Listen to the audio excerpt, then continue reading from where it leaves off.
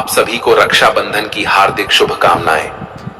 मित्रों, आज हम आप सभी को एक भाई बहन के बीच प्यार के रिश्ते की एक महान कथा सुनाने जा रहे हैं जो अत्यंत ही पावन है। इस वीडियो को सभी माताएं, बहनें और मित्र बंधु ध्यान से देखें, तब उन्हें पता चलेगा कि एक भाई का अपनी बहन के प्रति प्यार कैसा होता है। एक भाई अपनी बहन का स्नेह पाने के लिए कुछ भी कर सकता है। मित्रों, चलो मैं इस पावन कथा का अवलोकन आप सभी को कराता हूं। मित्रों, एक समय की बात है जब देवर्षि नारद जी आकाश मार्ग में विचरण कर रहे थे, तब उन्होंने देखा कि एक बहन अपने भाई की कलाई पे राखी बांध रही थी और उस राखी के बदले वह भाई उसकी सदैव रक्षा करने का उसे वचन दे रहा है। उस समय श्रावण मास का महीना था। अब देवर्षि नारद जी ने मन में सोचा कि आखिर यह सावन का महीना है, इस महीने में भगवान भोलेनाथ की पूजा आराधना की जाती है, तो क्यों ना मैं भगवान भोलेनाथ के पास जाकर उसने ही पूछ लेता हूं कि वह बहन अपने भाई की कलाई पर राखी क्यों बांध रही थी और वह भाई उसकी रक्षा का वचन उसे क्यों दे रहा था। तब देवर्षि नारद जी नारायण नारायण करते हुए जा पहुंचे भगवान भोलेनाथ जी के पास। भगवान भोलेनाथ माता पार्वती के साथ कैलाश पर्वत पर विराजमान थे। जब देवर्षि नारद जी माता पार्वती और भगवान भोलेनाथ के समक्ष जाते हैं और माता पार्वती और भगवान भोलेनाथ को प्रणाम करते हैं और भगवान भोलेनाथ देवर्षि नारद जी से कहते हैं, हे देवर्षि नारद जी, आज आप कैलाश पर्वत पर किस प्रयोजन से पधारे हैं। तब देवर्षि नारद जी कहते हैं, हे प्रभु, आज जब मैं पृथ्वी लोक के आकाश मार्ग में विचरण कर रहा था, तब मैंने देखा कि एक बहन अपने भाई की कलाई पर राखी बांध रही थी और वह भाई उसे उसकी रक्षा का वचन दे रहा था। ऐसा क्यों है? ये भाई बहन का प्यार कैसा होता है? हे भगवान, कृपया आप मुझे इसके बारे में बताइए। तब भगवान भोलेनाथ जी कहते हैं कि हे देवर्षि नारद जी, भाई बहन का प्यार माता पिता के रिश्ते के समान होता है। भाई बहन का यह प्यार हमारे प्यारे यमराज जी की वजह से ही है। ये उनकी बहन और उनके प्यार की निशानी है, इसीलिए रक्षाबंधन का त्योहार मनाया जाता है। हे देवर्षि नारद जी, आपने जो पृथ्वी लोक पर देखा वह भाई बहन के प्यार की निशानी थी कि एक बहन अपने भाई का प्यार पाने के लिए कुछ भी कर सकती है, उसकी रक्षा करती है। परंतु यदि वही उस बहन के ऊपर कोई मुसीबत आती है तो उसका भाई हंसते हंसते सब सह जाता है, परंतु अपनी बहन को कोई परेशानी नहीं होने देता है।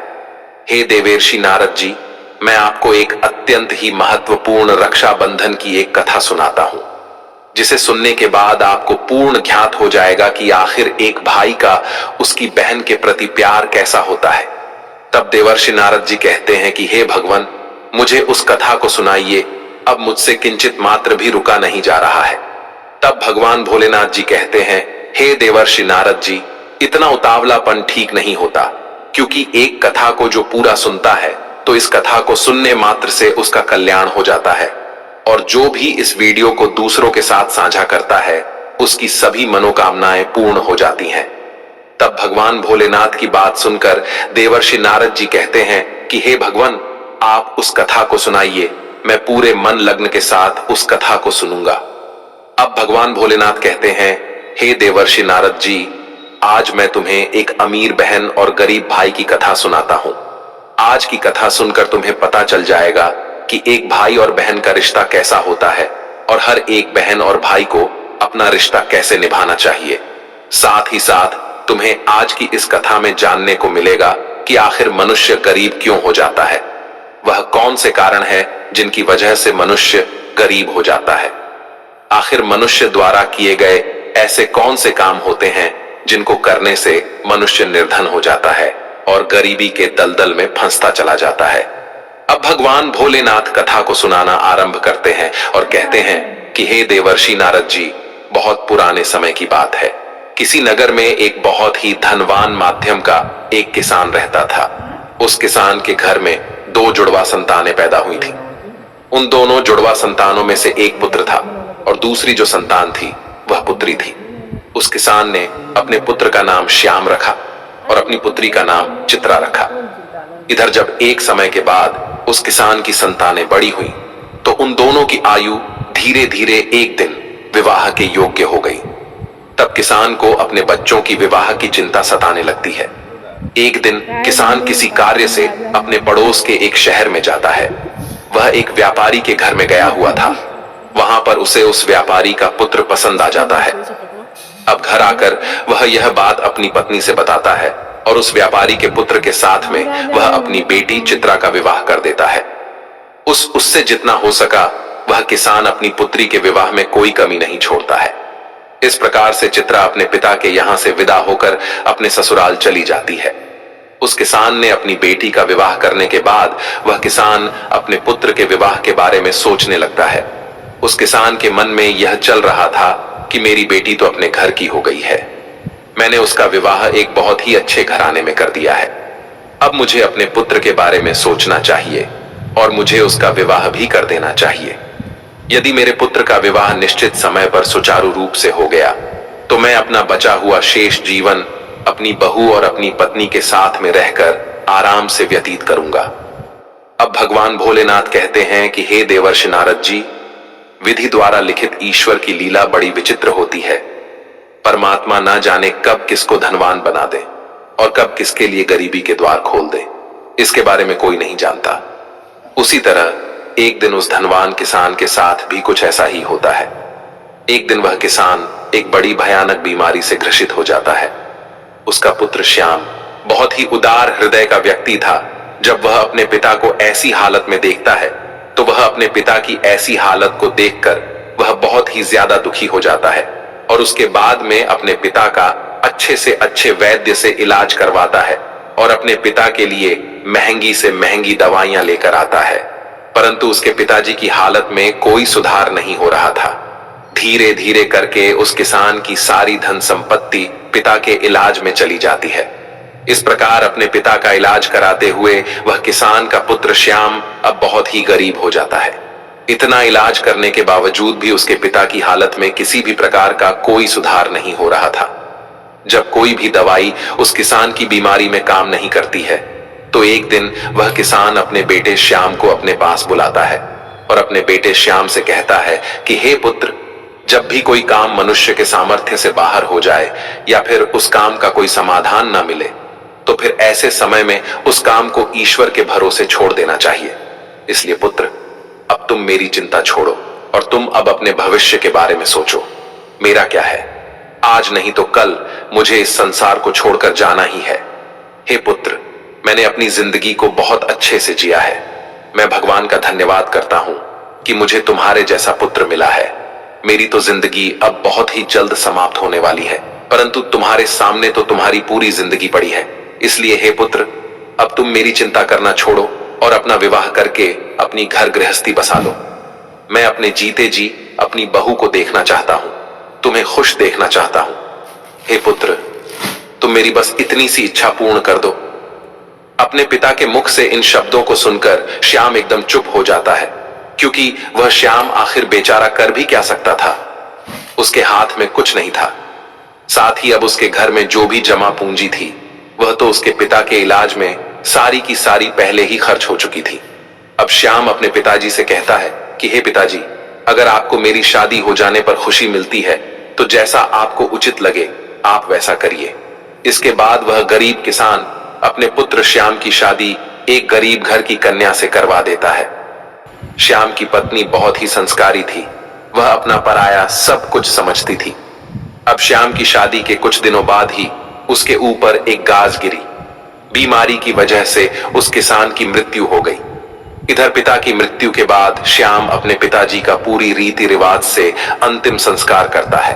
श्याम के पास जो कुछ खेत खलिहान था वह सब कुछ पिता की बीमारी के इलाज में पहले ही जा चुका था और अब श्याम के पास जो कुछ भी जमा पूंजी बची हुई थी वह इस पूंजी से अपने पिता का अंतिम संस्कार और प्रीति भोज करने में समाप्त हो जाती है।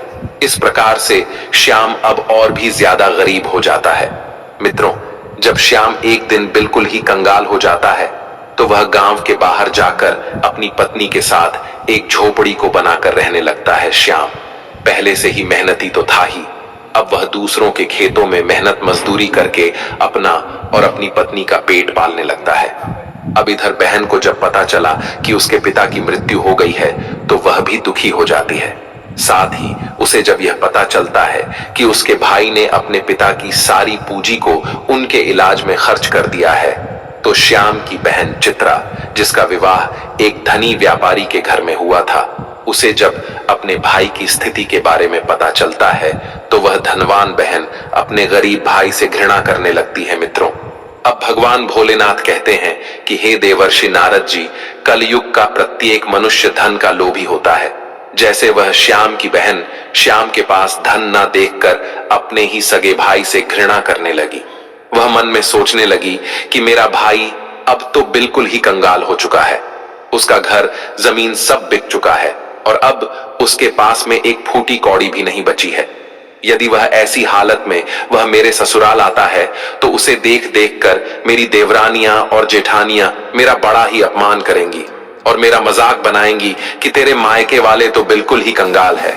अब ऐसे तो मेरे ससुराल में मेरी बहुत ही ज्यादा बदनामी हो जाएगी। अपनी बेइज्जती ना हो इस डर से वह चित्रा अपने सगे भाई से रिश्ता तोड़ देती है। वह बहन अपने भाई के लिए इतनी निर्दय हो जाती है कि वह चित्रा अपने पिता की ही 13वीं पर नहीं जाती है और ना ही अपने भाई का हाल पूछती है, और ना तो चित्रा अपने भाई को अपने ससुराल बुलाती है और ना ही कभी अपने भाई के घर जाती है। जब श्याम को चित्रा के ऐसे बर्ताव के बारे में पता चला तो अब श्याम को धीरे धीरे अच्छी तरह से पता हो जाता है कि अब मेरी प्यारी सी मुस्कान वाली जो बहन हुआ करती थी, वही बहन आज मुझसे नफरत क्यों कर रही है। इसलिए श्याम भी अपनी बहन के ससुराल कभी नहीं जाता है। इस प्रकार से चित्रा तो बड़े ऐसो आराम के साथ में अपने ससुराल में अपनी जिंदगी गुजार रही थी, परंतु मेहनत मजदूरी करने के बाद भी अपनी पत्नी के साथ झोपड़ी में रहकर किसी तरह से अपने जीवन के दिनों को काट रहा था। अब भगवान भोलेनाथ कहते हैं, हे देवर्षि नारद जी, ऐसे ही करते करते कुछ साल गुजर जाते हैं। इन बीते हुए सालों में श्याम को एक पुत्र हुआ और वह पुत्र कब 15 साल का हो गया उसे पता ही नहीं चला। इधर अब चित्रा की भी संतानें बड़ी हो चुकी थी। कुछ साल गुजरने के बाद एक दिन श्याम की बहन चित्रा के लड़के का विवाह तय हो जाता है, लेकिन श्याम की बहन चित्रा ने अपने भाई को निमंत्रण का आमंत्रण नहीं दिया। जब श्याम को इस बात का पता चलता है कि उसके भांजे की शादी होने वाली है तो इस बात को सुनकर श्याम बहुत ही प्रसन्न हो जाता है और अपनी पत्नी के पास जाकर इस बात की खबर देता है। वह अपनी पत्नी से कहता है कि हे प्रिय, मेरी प्यारी बहन के पुत्र मेरे भांजे का विवाह तय हो गया है, हमें वहां चलना चाहिए। श्याम की पत्नी का नाम दिव्यानी था। जब श्याम अपनी पत्नी दिव्यानी को यह बातें बताता है कि मेरी बहन के बेटे की शादी है और हम सभी को बहन के घर जाना है, तब अब श्याम की पत्नी को इस बात की जानकारी होती है कि ननंद के बेटे की शादी है, तो वह इस बात को सुनकर अत्यंत ही खुश हो जाती है। अब वह सोचने लगती है, चलो इसी बहाने से सही, कम से कम मैं अपनी ननंद से जाकर के मिल तो आऊंगी और उसके घर को देख आऊंगी। दिव्यानी खुश होकर अपने पति से कहती है, हे पतिदेव, मैं आपके साथ में जरूर चलूंगी, लेकिन पहले मुझे यह बताओ, क्या हमारी प्यारी ननंद ने हमारे लिए निमंत्रण के लिए आमंत्रण पत्र भेजा है या नहीं। अपनी पत्नी के मुख से इन बातों को सुनकर श्याम बिल्कुल ही चुप हो जाता है। पुल अपनी पत्नी दिव्यानी से कहता है कि हे प्रिय, न्योता तो नहीं आया है, पर मुझे यह दूसरों के द्वारा खबर मिली है कि हमारे भांजे की शादी है, परंतु इससे क्या फर्क पड़ता है कि न्योता आया है कि नहीं, आखिर वह भी तो हमारी बहन का ही बेटा है। तब दिव्यानी अपने पति श्याम से कहती है, हे प्रिय, देखो, बात तो आपकी सही है कि आपके भांजे की शादी है, लेकिन बिना निमंत्रण के ननंद के घर जाना उचित नहीं है और आपको भी वहां नहीं जाना चाहिए। अब वह श्याम अपनी पत्नी दिव्यानी को समझाता है कि हे प्रिय, चित्रा के ससुराल वाले बड़े ही धनवान आदमी हैं, शादी ब्याह का घर है, जल्दबाजी में उन्हें हमारी याद नहीं रही होगी, या फिर हो सकता है कि उन्होंने हमारे यहाँ पर निमंत्रण भिजवाया हो, लेकिन निमंत्रण वाला पर्चा हमारे पास तक नहीं पहुंचा हो। इसलिए हे प्रिय, तुम किसी भी प्रकार का कोई भी सोच विचार मत करो और बच्चे को निमंत्रण जाने के लिए तैयार करके मेरे साथ तुम भी बहन के घर के लिए चलो। जब दिव्यानी ने अपने पति श्याम की इन बातों को सुना तब उसने जवाब दिया। दिव्यानी कहने लगती है, हे पिया, यदि तुम जाना चाहते हो तो तुम जा सकते हो, लेकिन बिना निमंत्रण के मैं नहीं जाऊंगी।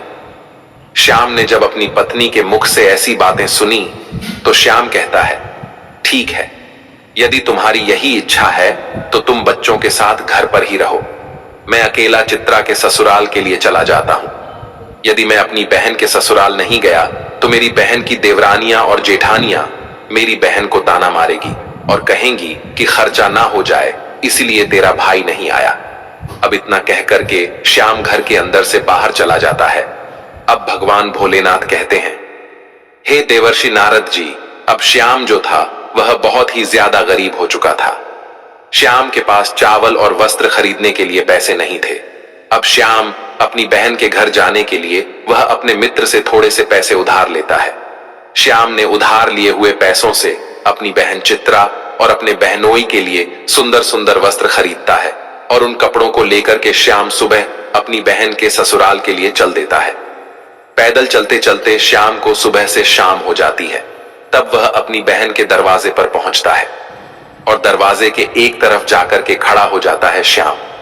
बेचारा दरवाजे पर खड़े होकर अपनी बहन चित्रा के आने का इंतजार कर रहा था। तभी चित्रा की जेठानी की नजर श्याम पर पड़ जाती है और वह श्याम को पहचान लेती है।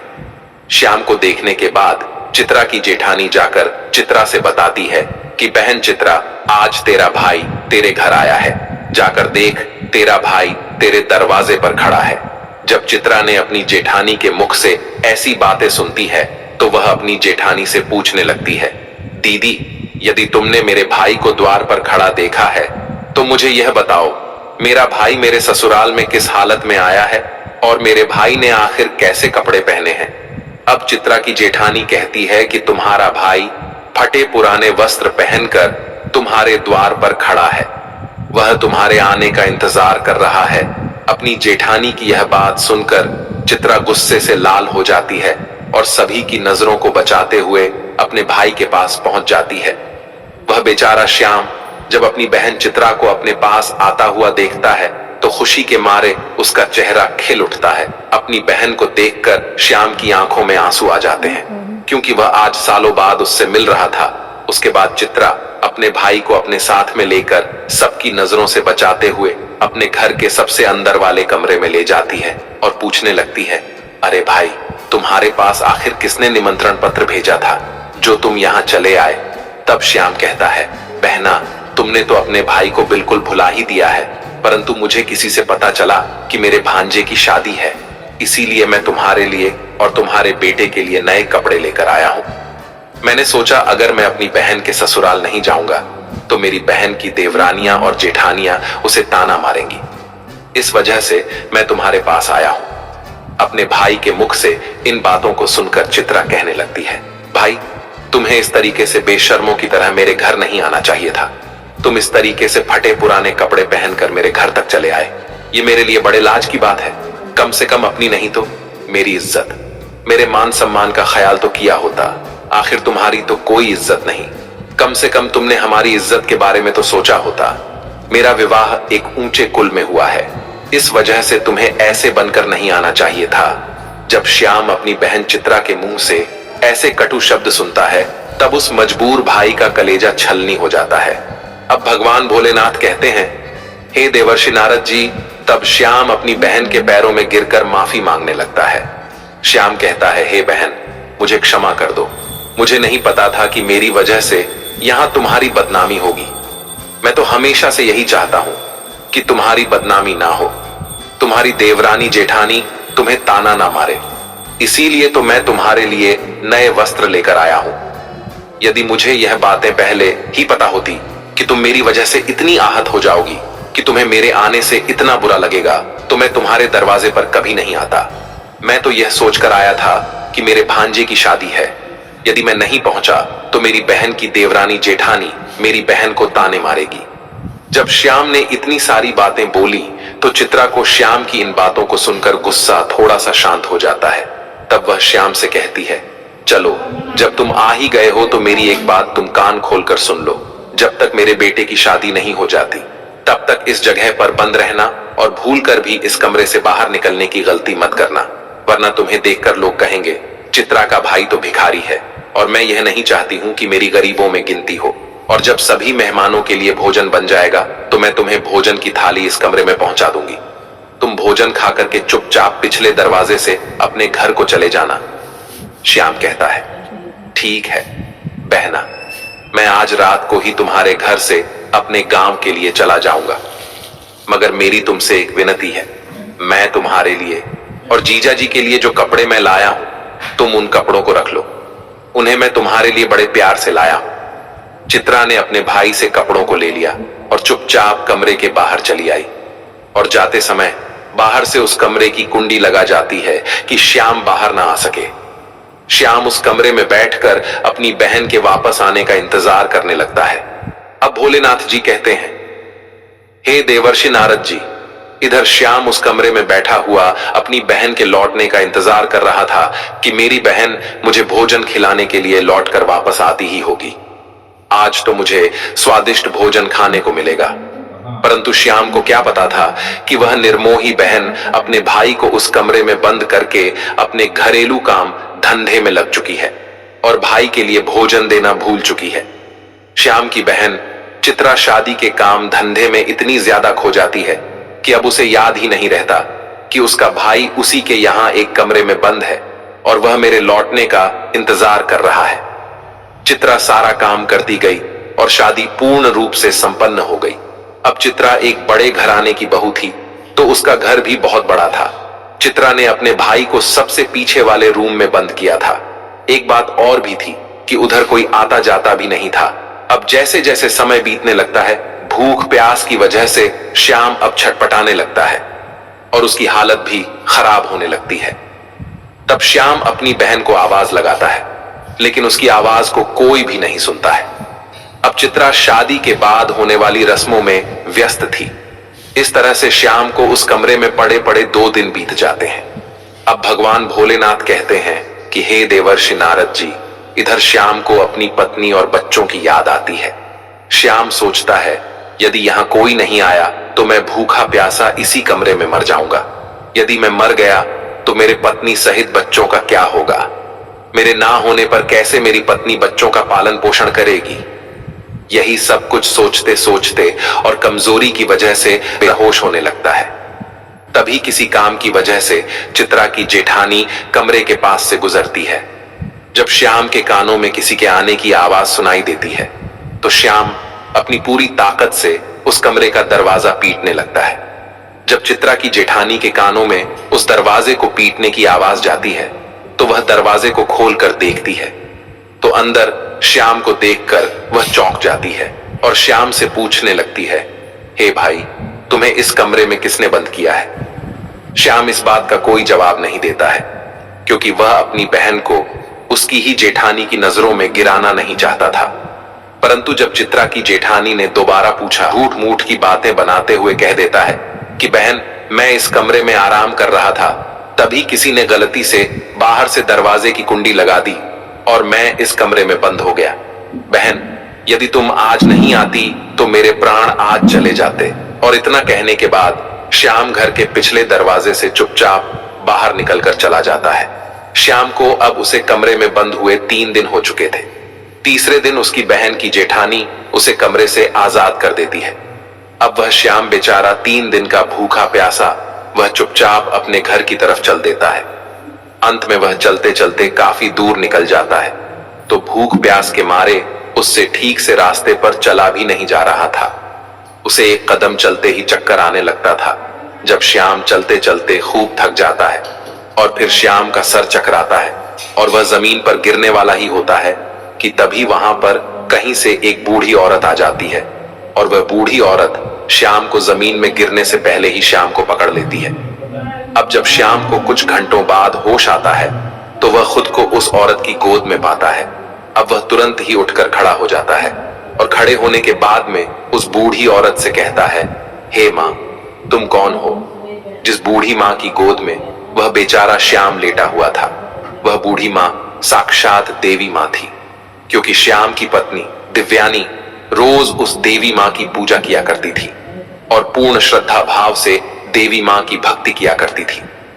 इसीलिए जब श्याम चक्कर खाकर गिरने वाला हुआ था तो उसी समय पर देवी माँ प्रकट होकर श्याम को संभाल लेती है और श्याम का सिर अपनी गोद में रखकर उसे अपनी गोद में सुला लेती है। अब भगवान भोलेनाथ कहते हैं कि हे देवर्षि नारद जी, वह बूढ़ी माँ श्याम के प्रश्न का जवाब देते हुए कहती है कि मैं एक दुखिया हूं, और इस जंगल को अपना घर समझकर जंगल के बीचों बीच वास करती हूँ। तब श्याम उस बुढ़िया को प्रणाम करके अपने घर के लिए वहां से चलने को तैयार होता है। तभी उस समय पर बूढ़ी औरत कहती है, बेटा तुम कहां से आ रहे थे और इधर कहां को जा रहे हो? तब श्याम अपने बहन द्वारा किए गए बर्ताव को बताता है और कहता है, हे माँ, मेरे भांजे की शादी थी, इसी वजह से मैं अपनी बहन के घर गया हुआ था और इधर मेरा गांव है, मैं इधर अपने गांव के लिए जा रहा हूं। तब बूढ़ी औरत श्याम से कहती है, बेटा यदि तुम बुरा ना मानो तो मैं तुमसे एक बात पूछना चाहती हूं। तब श्याम कहता है, पूछो मां, तुम मुझसे क्या पूछना चाहती हो? बूढ़ी औरत कहती है कि बेटा यदि तुम अपनी बहन के घर से आ रहे हो, जैसा तुमने मुझे बताया कि तुम्हारी बहन के यहाँ पर शादी थी तुम्हारे भांजे की, तो फिर तुम खाली हाथ कैसे अपने घर जा रहे हो? क्या तुम्हारी बहन ने तुम्हारे बच्चों और पत्नी के लिए कुछ नहीं भेजा है क्या? तब उस बूढ़ी औरत के मुख से ऐसी बातों को सुनकर के श्याम की आंखों में आंसू आ जाते हैं। श्याम उस बूढ़ी औरत को सारी बात बता देता है कि कैसे उसकी बहन उसे कमरे में बंद कर देती है और उसके साथ एक दुश्मन जैसा व्यवहार करती है। परंतु श्याम अपनी बहन की बुराई उस बूढ़ी औरत से भी नहीं करना चाहता था, लेकिन उस बूढ़ी औरत ने ऐसे स्वर में पूछा कि श्याम को उसे सारी बात बतानी पड़ी। इस प्रकार से श्याम के मुंह से पूरी घटना को सुनने के बाद में वह बूढ़ी माता कहती है, हे पुत्र, तुम किसी भी प्रकार की चिंता मत करो, जो हुआ उसे भूल जाओ और सुनो। यहाँ से कुछ दूरी पर मेरा एक बगीचा है, उस बगीचे में अनेकों प्रकार के फल लगे हुए हैं। तुम उस बगीचे में चलकर पहले कुछ फल खाकर अपना पेट भर लो, क्योंकि तुमने 3 दिनों से कुछ नहीं खाया है। जब तुम्हारा पेट भर जाए तो कुछ फल तुम अपनी पत्नी और बच्चों के लिए भी तोड़कर रख लेना। जब तुम्हारी पत्नी और बच्चे तुमसे मिलेंगे तो पूछेंगे कि तुम अपनी बहन के ससुराल से क्या लेकर के आए हो, तब तुम कह देना, मेरी बहन ने तुम्हारे लिए फल भेजे हैं। ऐसा करने से तुम अपनी पत्नी और बच्चों के सामने शर्मिंदा होने से बच जाओगे और इससे तुम्हारी मान प्रतिष्ठा भी बची रहेगी। श्याम इस प्रकार से जब बूढ़ी औरत की इन बातों को सुनता है तो वह उनकी बात मान लेता है और वह उस बूढ़ी औरत के बगीचे में पहुंच जाता है। बगीचे में पहुंचकर श्याम देखता है कि उस बगीचे में नाना प्रकार के फल लगे हुए हैं। तब श्याम उन वृक्षों से फल तोड़कर खाने लगता है और जब उसका पेट भर जाता है तो कुछ फलों को तोड़ करके वह अपने थैले में रख लेता है। यह सब करने के बाद में श्याम उस बूढ़ी औरत से आज्ञा लेकर अपने घर के लिए चलने को तैयार होता है। तो वह बूढ़ी औरत श्याम से कहती है, हे पुत्र, जाते समय तुम मेरी इन 8 बातों को ध्यान से सुनते जाओ, ये तुम्हारे जीवन में बहुत ज्यादा काम आएंगी। अब भगवान भोलेनाथ आगे कहते हैं कि हे देवर्षि नारद जी, अगर किसी भी मनुष्य को ध्यान से परखना है तो उस मनुष्य को यह 8 बातें अवश्य ध्यान में रखनी चाहिए।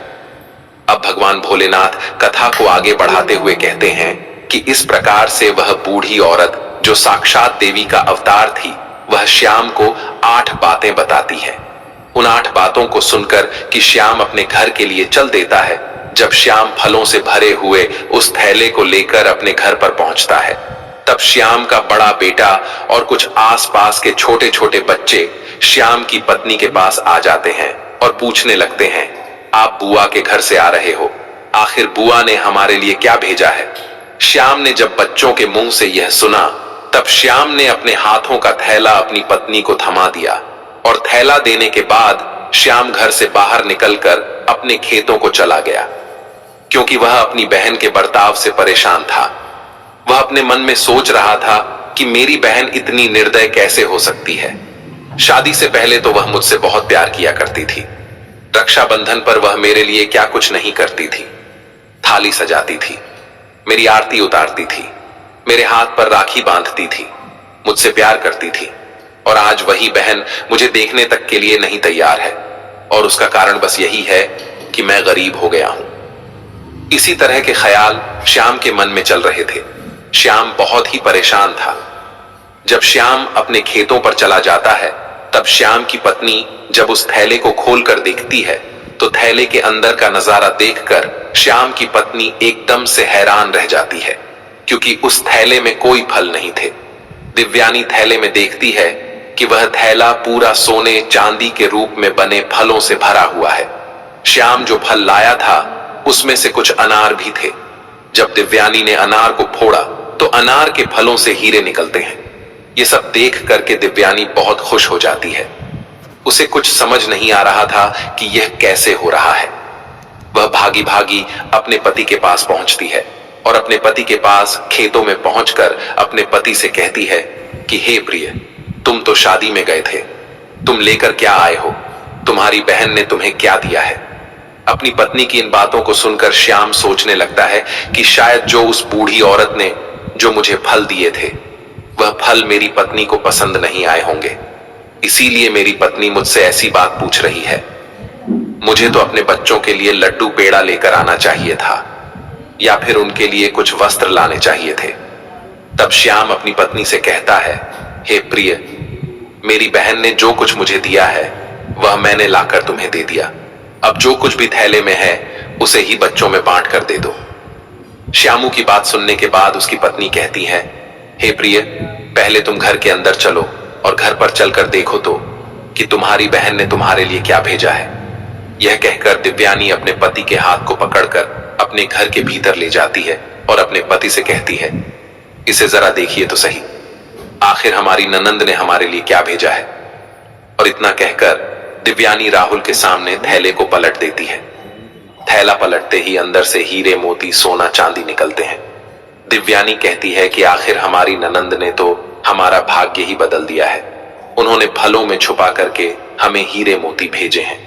जब यह नजारा श्याम देखता है तो उसे समझ आ जाता है कि मुझे जो रास्ते में जो बूढ़ी औरत मिली थी वह कोई साधारण औरत नहीं थी, वह बूढ़ी औरत कोई देवी मां थी। उन्हीं की वजह से यह हुआ है। मेरी बहन ने तो मुझे कुछ नहीं दिया था। वह इस बारे में अपनी पत्नी से कुछ भी नहीं बताता है। श्याम मन ही मन उस बूढ़ी औरत का धन्यवाद करता है। अब इस प्रकार से श्याम को बहुत सारा धन मिल जाता है। श्याम पहले से भी ज्यादा अब धनवान बन जाता है। कुछ समय बाद श्याम अपनी पत्नी और बच्चों के लिए एक अच्छा सा आलीशान महल बनवाता है और बड़ी शान और शौकत के साथ राजा महाराजाओं की तरह उस महल में रहने लगता है। पहले जो लोग श्याम से बातें भी नहीं करते थे, वे सभी लोग भी श्याम को ऐसा देख करके उसका मान सम्मान करने लगते हैं। धीरे धीरे करके इधर जब श्याम का महल तैयार हो जाता है, जब उसकी राजा महाराजाओं जैसी शान शौकत हो जाती है, तो एक दिन श्याम की पत्नी दिव्यानी अपने पति से कहती है कि हे प्रिय, बहुत ही जल्द सावन का महीना आने वाला है और सावन के महीने में सभी स्त्रियां अपने पिता के घर जाती हैं, इसलिए तुम भी अपनी बहन के ससुराल जाओ और मेरी ननंद को मेरे घर बुला कर लाओ। इसी बहाने से वह अपने नैहर को घूम जाएंगी, इसी बहाने से मैं भी अपने ननंद से मिल लूंगी। दिव्यानी ऐसी बात इसलिए बोल रही थी क्योंकि उसे ये लगता था कि उसके ये जो दिन बदले हैं उसके पीछे उसकी ननंद का हाथ है। अब जब दिव्यानी ने श्याम से उसकी बहन को घर लाने की बात बोली, तब ऐसी बात सुनकर श्याम अपनी पत्नी के कहने पर एक बार फिर से अपनी बहन के ससुराल चल देता है और कुछ समय के बाद ही अपनी बहन के ससुराल पहुंच जाता है। अब श्याम एक बार फिर से अपनी बहन के उसी दरवाजे पर जाकर खड़ा हो जाता है जिस दरवाजे पर वह कुछ दिन पहले आकर के खड़ा हुआ था, लेकिन अब उसकी पोशाक बदली हुई थी। जहां पहले फटे पुराने कपड़े हुआ करते थे, वहां अब राजा महाराजाओं वाले कपड़े थे। वहीं उसी समय पर चित्रा की जेठानी घर से बाहर निकलती है और बाहर का नजारा देखती है तो वह हैरान हो जाती है कि कल जो फटे पुराने कपड़े पहन के आया था, आज वो राजा महाराजाओं के कपड़े पहन करके आया है। अब वह तुरंत ही दौड़ी दौड़ी चित्रा के पास में चली जाती है और चित्रा से कहती है कि हे चित्रा बहन, आज भी तेरा भाई आया है। अपनी जेठानी के मुख से इस बात को सुनकर चित्रा कहने लगती है, हे बहन, कोई भी भिखारी मेरा भाई नहीं हो सकता, मेरा कोई भाई बाई नहीं है। दरअसल चित्रा ऐसा इसीलिए कह रही थी क्योंकि चित्रा इस बार भी अपने भाई को वहीं भिखारी ही समझ रही थी। लेकिन जब उसकी जेठानी बताती है कि चित्रा, तुम्हारा भाई आज भिखारियों की तरह नहीं, राजा महाराजाओं की तरह आया है। तुम्हारे भाई को देखकर ऐसा लग रहा है मानो जैसे वह किसी देश का राजा महाराजा हो। तुम्हारे भाई के आगे पीछे सैनिक हैं। तुम्हारे दरवाजे पर एक बड़ी सुंदर सजी हुई रथ गाड़ी खड़ी है। बहन, एक बार जाकर देखो तो। जब चित्रा ने अपनी जेठानी के मुख से इन बातों को सुना, तब तो उसे अपनी जेठानी की बातों पर किसी प्रकार का कोई यकीन नहीं होता है। और सच्चाई जानने के लिए अपने भाई को छुप कर देखने लगती है। जैसे ही चित्रा ने अपने भाई के एक राजा महाराजा के रूप को देखा तो अपने भाई के ठाट बांट को देख करके चित्रा एकदम चकित रह गई। वह सोचने लगती है कि कल तक तो मेरा भाई बिल्कुल ही भिखारी था, उसके पास तो पहनने के लिए वस्त्र भी नहीं थे, फिर अचानक एकदम से वह इतना अमीर कैसे बन गया। अब तो श्याम की बहन चित्रा आरती का थाल सजाकर अपने भाई की आरती उतारने लगती है। उसके बाद में चित्रा अपने भाई को बड़े ही आदर के साथ अपने घर में बुलाकर ले जाती है और अपने भाई से कहती है, हे भैया, मुझे क्षमा कर दीजिए, मेरी वजह से तुम्हें बहुत ज्यादा कष्ट और शर्मिंदगी उठानी पड़ी, मुझे तुम्हारे साथ ऐसा नहीं करना चाहिए था। अपनी बहन के मुख से इन बातों को सुनकर श्याम कहने लगता है कि बहना कोई बात नहीं, उस समय पर हमारे दिन कुछ अच्छे नहीं थे, तुम्हारी गलतियों के लिए मैंने तुम्हें पहले ही क्षमा कर दिया था। बहन, अब तुम इन बातों को छोड़ो और मेरे साथ मेरे घर चलने की तैयारी करो। बहन, मैं तुम्हें बुलाने के लिए आया हूं, अब तुम्हें मेरे साथ में मेरे घर चलना है। तुम्हारी भाभी ने तुम्हें बुलाने के लिए मुझे यहां पर भेजा है। इतना सुनकर के चित्रा अब खुशी खुशी अपने भाई के घर पर चलने के लिए तैयार हो जाती है और तैयार होकर के चित्रा अपने भाई के रथ में बैठ जाती है। अब भगवान भोलेनाथ आगे कहते हैं कि हे देवर्षि नारद जी, एक भाई जिसकी बहन ने उसे गरीब होने पर खाने तक के लिए नहीं पूछा, और वही भाई जिसके पास धन आते ही वह अपनी बहन को बुलाने के लिए उसके ससुराल चला गया और उसकी सारी गलतियों को भूल गया। इस तरीके से जब श्याम की बहन अपने नैहर में पहुंचती है तो अपने भाई की शान और शौकत को देखकर एकदम से दंग रह जाती है। वह देखती है कि एक भव्य आलीशान महल है और महल के अंदर अनेक प्रकार के नौकर चाकर लगे हैं और अन्न के भंडार भरे हुए हैं। चित्रा अपने भाई की ऐसी स्थिति को देखकर एकदम से हैरान रह जाती है और महल में पहुंचने के बाद श्याम की पत्नी दिव्यानी भी अपनी ननंद की खूब सेवा करती है। 7 दिनों तक वह उसे अपनी पलकों पर बिठा कर रखती है। दिव्यानी को लगता था कि यह सब शान और शौकत हमारी ननंद की वजह से है, अपनी ननंद की मदद के कारण ही हम इस मुकाम पर पहुंचे हैं। उसकी सोच अपनी ननंद के प्रति अडिग थी। श्याम ने कभी अपनी पत्नी को अपने अमीर होने की बात नहीं बताई थी। श्याम नहीं चाहता था कि उसकी पत्नी उसकी बहन से द्वेष करे कि यह सब उसकी बहन चित्रा की वजह से नहीं, देवी मां के आशीर्वाद से हुआ है। परंतु श्याम अपनी बहन को भी इसमें शामिल रखता था, क्योंकि अगर उसकी बहन उसके साथ ऐसा व्यवहार नहीं करती तो शायद उसे देवी मां का आशीर्वाद प्राप्त नहीं होता। श्याम की पत्नी दिव्यानी इस बात से अवगत नहीं थी।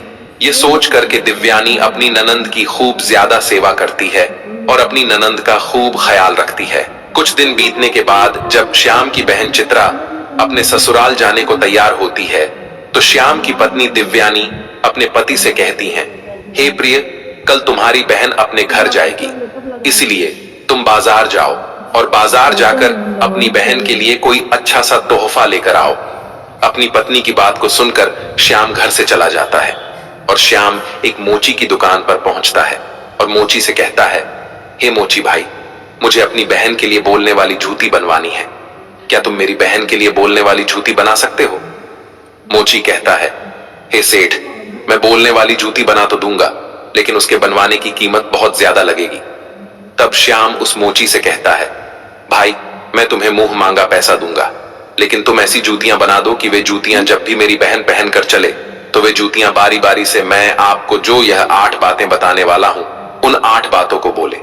इसके बाद मोची को श्याम ने वह ज्ञान की 8 बातें बताता है, जो बातें उसे उस बूढ़ी औरत ने चलते समय श्याम को बताई थी। अब भगवान भोलेनाथ कहते हैं कि हे देवर्षि नारद जी, अब श्याम मोची से कहता है कि हे मोची भाई, अब मैं तुम्हें वो ज्ञान की बातें बताता हूं। इस प्रकार से श्याम बारी बारी से वे बातें मोची को बताता है। श्याम कहता है कि पहली बात तो यह है कि कहीं मानवता की भूल होती है, अज्ञानता निर्धनता का मोल। श्याम दूसरी बात बताता हुआ कहता है कि समय भरोसे जो बैठा रहता है सदा गरीब बना रहता है, वह मनुष्य अपने काम और बल पर ध्यान नहीं देता। यही गरीबों का एक लक्षण है, उसका नसीब आलस में ही बीतता है। तीसरी बात, जो मनुष्य सदा ही परिवर्तनहीन कर्म करता वह भी सदैव निर्धन ही रहता है। चौथी बात यह है कि गरीबी से बड़ा कोई अभिशाप नहीं है, इसलिए ज्ञान को हासिल करके अज्ञान को दूर करो। पांचवी बात, आप दोष समय को नहीं दो, मजबूत कर्म साधना में जुटो और अपनी गरीबी दूर करो। छठी बात, कर्म कभी कोई कार्य नहीं करता है, नसीब सदैव भाग्य भरोसे नहीं बैठता है, वह मानव के द्वारा किए गए परिश्रम के भरोसे बैठता है। सातवीं बात, अज्ञानी से सदा ही प्रेम करो। एक गरीब आदमी गरीबी को बारंबार विजय करने वाला एक विजेता होता है। ज्ञान सदैव हथियार का काम करता है। आठवीं बात बताते हुए श्याम मोची से कहता है कि मोची भाई, मेरी बहन जब 8वां कदम रखे तो जूतियां, बस यही बात बोले कि पैसों के बाजार में बदल गई तहजीब, धन दौलत से जुड़ रहे रिश्ते हुए गरीब। अब श्याम मोची से कहता है कि हे मोची भाई, ऐसी 8 बातें बोलने वाली मुझे जूतियां बना दो। जब यह 8 बातें वो जूतियां बोलेगी और जब मेरी बहन इन बातों को सुनेगी तो उसे अपनी गलती का एहसास होगा कि उसने कैसे पैसे के घमंड में आकर के अपने भाई का ऐसा अपमान किया था। उसे अपने भाई का अपमान नहीं करना चाहिए था। श्याम उस मोची से अपनी बहन के लिए हीरे मोतियों से जड़ी हुई सोने और चांदी की जूतियां बनवाता है और उन जूतियों को ले जाकर अपनी बहन के लिए उपहार स्वरूप दे देता है। सोने चांदी की जूतियों को देखकर कि चित्रा का चेहरा एकदम खिल सा जाता है, क्योंकि वह धन की लोभी तो पहले से ही थी। इस वजह से सोने चांदी हीरे जवाहर रात की जूतियां देखकर उसके मन में और लालच आया। अब चित्रा अपने भाई से विदा लेकर अपने घर चली जाती है। जब चित्रा अपने ससुराल पहुंच जाती है तो चित्रा की देवरानी जेठानी पूछने लगती है, हे चित्रा, तुम अपने भाई के घर से आई हो, तुम्हारे भाई ने तुम्हें क्या उपहार दिया है? तब चित्रा अपनी देवरानी जेठानी तथा अपने सास ससुर और अपने देवर जेठ को अपने भाई के द्वारा दी हुई भेंट दिखाती है और वह कहती है, देखो, मेरे भाई ने मुझे सोने चांदी से जड़ी हुई हीरे मोती से जड़ी हुई यह जूतियां दी हैं। तब चित्रा उन जूतियों को पहन करके चलकर दिखाती है।